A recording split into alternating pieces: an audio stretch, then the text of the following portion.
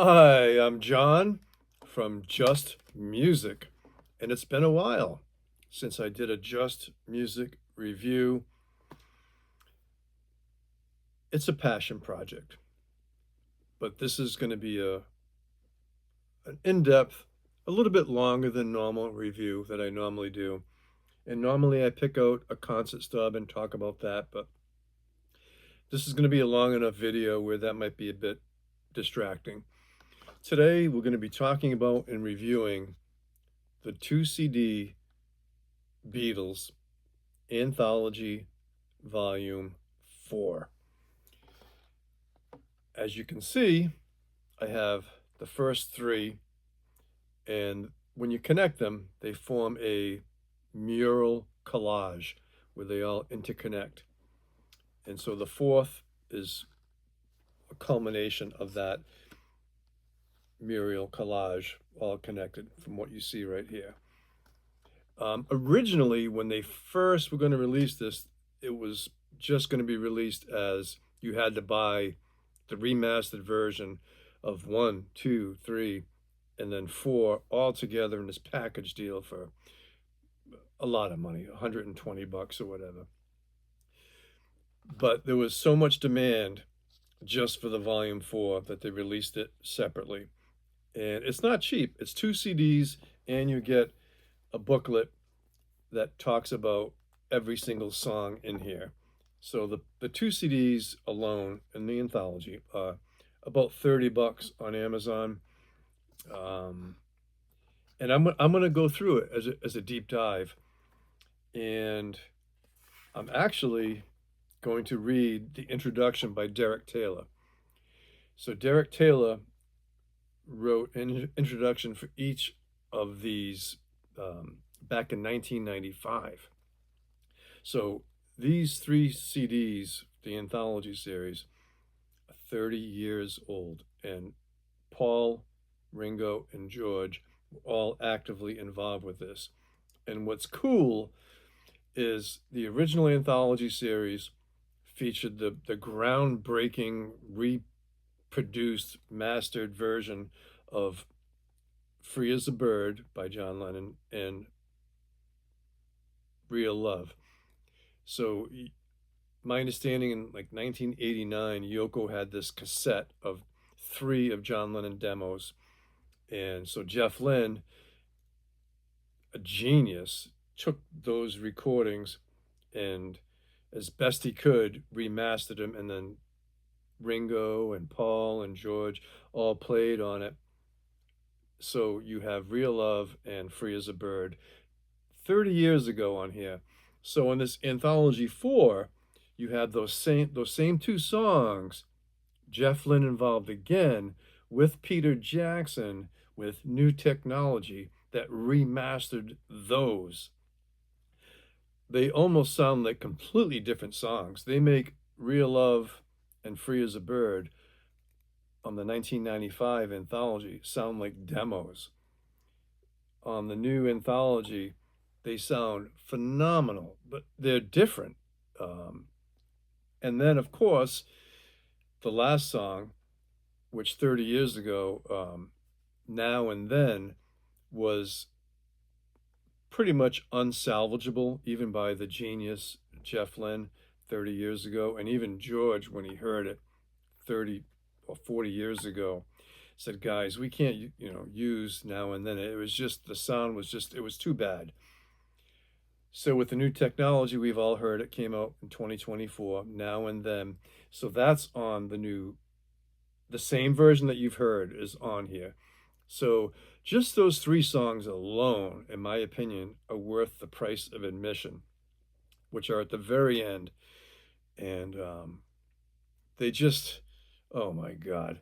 So I'm going to go through briefly, but every song on there, just kind of give my quick take. Some I might just pass. But there's a few gems in there that I really need to talk about. But I'm not the greatest open speaker, but when I read this introduction by Derek Taylor, it really resonates. And so here it goes. and I need the print is so small on here. Um, I need the magnifying glass. So from Derek Taylor, I thought, well, they better be good to follow this. And they were good, and they did follow that. From then until this second, I was committed. I wrote a fabulous rave review for the Daily Express, extremely anxious to shout out any doubts in anyone's mind that this was, quote, the berries. I love that phrase, the berries. I'm a writer. I've written a few things, and I love those sayings going back to the 30s, the 20s, the 30s, the 40s, the berries, as they used to say in the swing days. Okay. They just presented us with some kind of comfort zone, almost like Hansel and Gretel, that wonderful place where that witch lived, made of sugar, and you could snap bits off and eat them. It was just bee's knees to be around the Beatles then, because they represented joy, absolute joy. Every record was better than the previous one, and everyone with a willing spirit was under their spell. They were spellbinders, and unbelievably still are. This, for me, was an artistic sense very stimulating, reassuring, and full of hope for the future. I felt that the world was in very good hands now. In 1967, I was in Los Angeles and I had a call from Brian Epstein. The boys were going to do this wonderful song, one of their best. By then, we've had Strawberry Fields Forever, Penny Lane, and Sergeant Pepper. So what could it be? And Blow Me Down, I thought it was the best. If there were one tune I would take away from the Beatles, it would be All You Need Is Love. Because I think it's an unbelievably inspired song. It moves me at so much now as it did then. So we watched Our World in Los Angeles, and it was all part of this Zeitgeist. This makes all of us one. They're doing that there. It lives here. It was all perfectly timed, satellite television and the BBC in on the act. I still love that scene in the studio. There's more, there's one more paragraph, but that's enough. And I am going to revisit that. You can go on YouTube, right? And All You Need Is Love. That video is incredible. All right. So here we go through the 2 CD track listings. Some I'm going to spend some time on and some not. So it opens, disc 1 opens up with I Saw Her Standing There, great bass on Paul's part, Money, that was cool, This Boy. So there's 2 takes in that. Holy crap. I mean, I absolutely, it's one of my favorite John Lennon vocals, This Boy. And some of these songs get cut off because they are takes and outtakes and partial demos. So you're not getting many fully completed songs here. But This Boy and John's vocals are incredible. Tell Me Why. Awesome. Awesome. There's a part where Paul calls out somebody. They're trying to do the intro vocals, and somebody makes a mistake, and Paul calls him out on it. I think it's that song, but I'm not sure. If I Fell, good. Matchbox, Every Little Thing. I Need You. One thing you're going to find, right? There's 2 or 3 George Harrison songs in here, and John Lennon was a bit of an ass. Probably because he was jealous and maybe a bit insecure. But on here, you hear there's 2 or 3 George songs where George is doing his best. And You can hear John Lennon in the background start to snicker and almost try to sabotage. You can hear him just like laughing out loud and snickering and trying to sabotage George's song. He's laughing and goofing on him, and it's that naughty boy John. He wasn't nice, and he was trying to derail, George's greatness.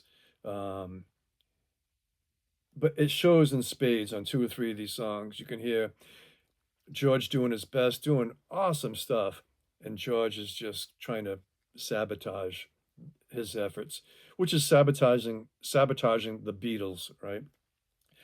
So that's interesting on here, and you can see like why George had that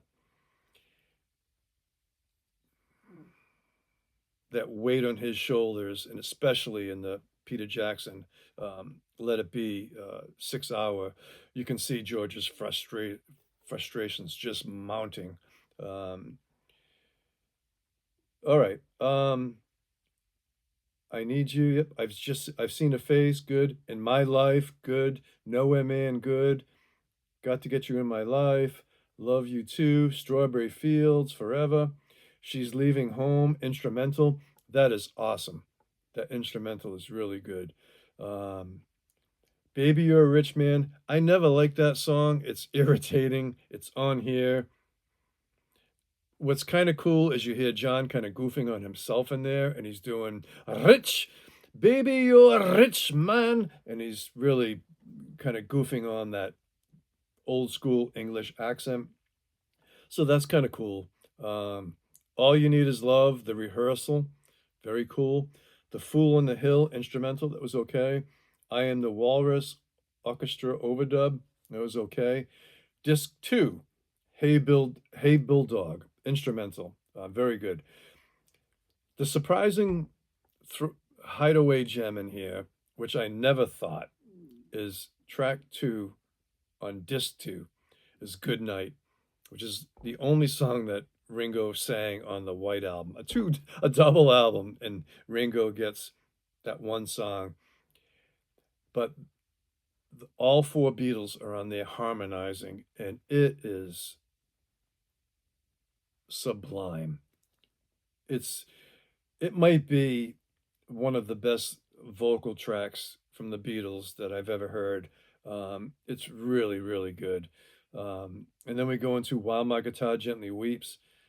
Uh, Clapton is awesome on this, and you can hear John goofing on George in this, kind of trying to derail it.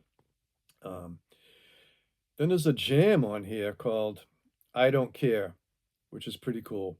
Helter Skelter, very cool. I Will is on here. Can You Take Me Back? Now, here we go, another gem. Julia. So Lennon does two versions of Julia. At first, he focuses on his strumming and he sings a really nice vocal. And then the second version of it is he's picking the guitar and his singing diminishes slightly, which he's fully aware of. And he's talking to whoever's at the mixing board. Um, that is a standout. Those two versions of Julia, very good. Get Back, yeah, okay. Octopus Garden is not. It's a rehearsal. It's basically Ringo bringing his idea of a song to the table, and George is the only one that takes the reins and takes Ringo serious and jumps on the piano and helps Ringo make the song. But they're all kind of goofing on it, including Ringo himself, in its initial version. Don't Let Me Down. It's a rooftop outtake. Awesome. You Never Give Me Your Money. Here Comes the Sun. Something. So that part of the medley. Focus on Ringo's drums and Paul's bass. Ringo is a perfect drummer. I don't care what anybody says. No frills. Perfect, perfect drummer. He was perfect for the Beatles, and nobody could have taken his place. Um, so that part of the medley really focus on the simple drums and Paul's bass. It's really, really cool. Um, and then the song Something, it's just this orchestration, the strings only. It's transcending. It's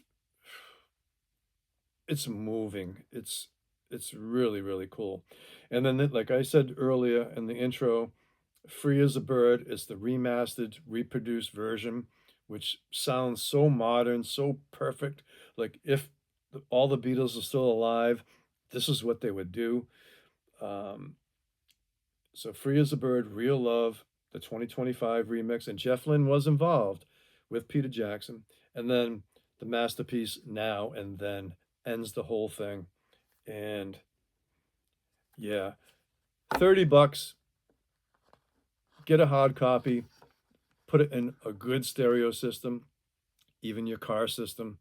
And I've been living with this CD now for a few days, and that's all I've been playing, and that's all I will be playing in my CD player until I've had enough, which I haven't had enough yet. So thanks for watching. This is a bit of a long show. Rock on, everybody, and let the Beatles magic continue. Take care, everybody.